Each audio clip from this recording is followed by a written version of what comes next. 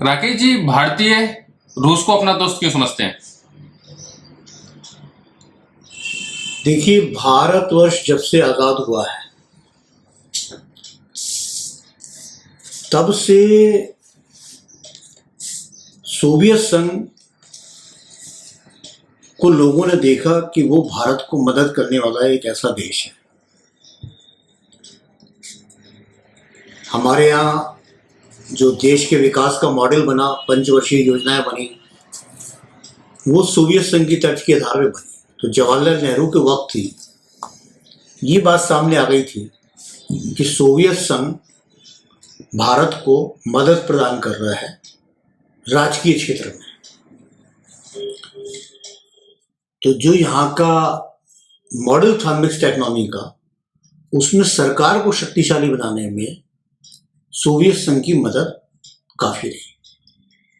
जबकि दूसरी तरफ अमेरिका जो है वो लगातार वर्ल्ड बैंक और आईएमएफ के माध्यम से कर्ज के जाल में भारत को फांस के अपने शिकंजे में लेने की कोशिश कर रहा था।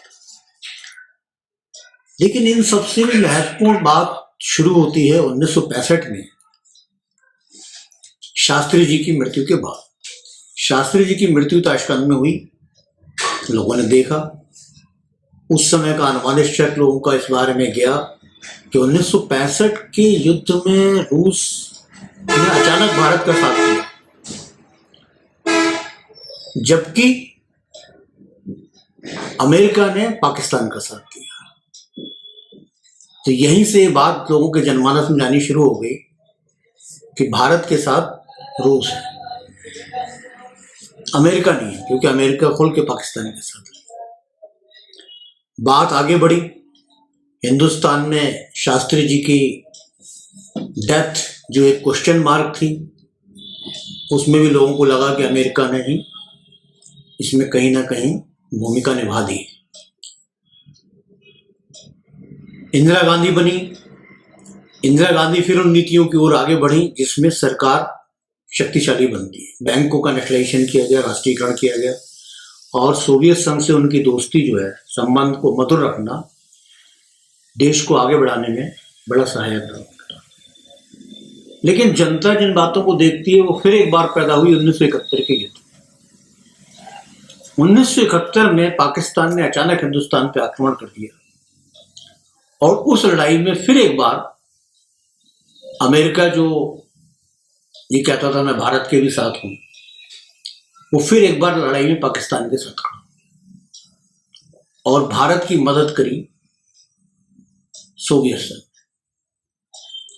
71 की लड़ाई का एक छोर जो है उसमें बांग्लादेश का निर्माण था। बांग्लादेश में जो लड़ाई चल रही थी, पाकिस्तान के लगभग 1.5 लाख सैनिक वहां पर थे, और बंगाली लोग उनसे मुक्ति की अपनी लड़ाई लड़ रहे थे। ऐसे दौर में अमेरिका ने अपना 7वां बेड़ा, जो उस समय बहुत खतरनाक माना जाता था, उसकी टक्कर पे कोई चीज नहीं थी, वो पाकिस्तान की मदद के लिए, यानी बांग्लादेश उससे अलग ना हो, इस मदद के लिए हिंद महासागराएं भेज दी। और वो 7वां बेड़ा अगर हिस्सेदारी करता तो बांग्लादेश नहीं बन पाता, पाकिस्तान बन जाता। लेकिन सोवियत संघ की मदद से और भारत के अपने राष्ट्रवादी स्वरूप की मदद से बांग्लादेश बन गया, और 1 लाख फौज ने वहां आत्मसमर्पण कर डाला। तो ये वो लड़ाई है जो लोगों ने देखा कि सोवियत संघ हमारी मदद कर रहा है और अमेरिका हमारा विरोध कर रहा है। इसकी स्मृति आज भी लोगों के दिल में मौजूद है। आगे का दौर आता है, भारत में अशांति होती है, जगह जगह पृथकतावादी आंदोलन चलते हैं, और सभी विद्वान लोग जानते हैं कि इन सारे पृथकतावादी आंदोलनों को अमेरिका की मदद कहीं ना कहीं से गई। लेकिन एक आंदोलन इतना आगे बढ़ गया जो स्वतंत्र राष्ट्र बनने की ओर जाता, वो था खालिस्तान का। और खालिस्तान के आंदोलन के वक्त भारत के लोगों ने देखा कि बात तो लोगों को बाद में मालूम ही पड़ जाती है कि भारत सरकार इस बात से बेखबर थी कि अमृतसर में गुरुद्वारे से घोषणा की जाने वाली है स्वतंत्र खालिस्तान राज्य की, भिंडरावाला के नेतृत्व में। रूस द्वारा ये सूचना इंदिरा गांधी को दी गई और वहां पे टैंक भेज के कब्जा लिया गया। उस लड़ाई में भिंडरावाला मारा गया। तो खालिस्तान ना बनने देने में, हिंदुस्तान का ये बिखराव ना होने देने में भी सोवियत संघ ने हमारी मदद करी और खालिस्तान के आंदोलन को आगे बढ़ाने में अमेरिका का रोल रहा। और देखिए, जितने पृथकतावादी आंदोलन उस समय उठ रहे थे, मिजोरम, नागालैंड, मणिपुर, तमाम जगहों पे जो पृथकतावादी आंदोलन थे, तो हम देखते हैं कि जब सोवियत संघ टूट गया और अमेरिका का एक छत्र राज कायम हो गया, तो भारत के ये आंदोलन भी समाप्त। ये खुद ही साबित कर देते हैं कि अमेरिका खुद उन आंदोलनों के पीछे था। तो हमारी स्मृतियों में, हर भारतीय की स्मृति में, पुराना सोवियत संघ टूटने से पहले का हमारा एक दोस्त। और आज भी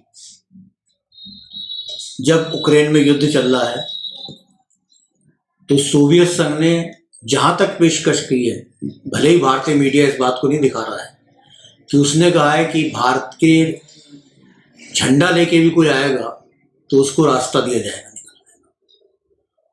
उन्होंने ये भी कहा कि अगर भारत के नौजवान युवा जो वहां पढ़ाई कर रहे हैं, अगर रूस की सेना से मदद मांगेंगे तो उन्हें मदद दी जाएगी और सुरक्षित स्थान तक पहुंचाया जाएगा और उनकी वापस भेजने की व्यवस्था की जाएगी। लेकिन आज के दौर में हम लोग की सरकार और मीडिया यूक्रेन के पक्ष में ज्यादा खड़ा है, इसलिए वो बातें उतनी संभव नहीं है। लेकिन सोवियत संघ की तरफ से अभी तक भारत के बारे में पॉजिटिव ही बात की जा रही है। तो यही कारण है कि 1965 से और आज तक जो कुछ देखा है भारत के लोगों ने, वो सोवियत संघ को या वर्तमान रूस को एक मित्र देश के रूप में देखा और इसीलिए भारत का उससे एक अपना लगाव है।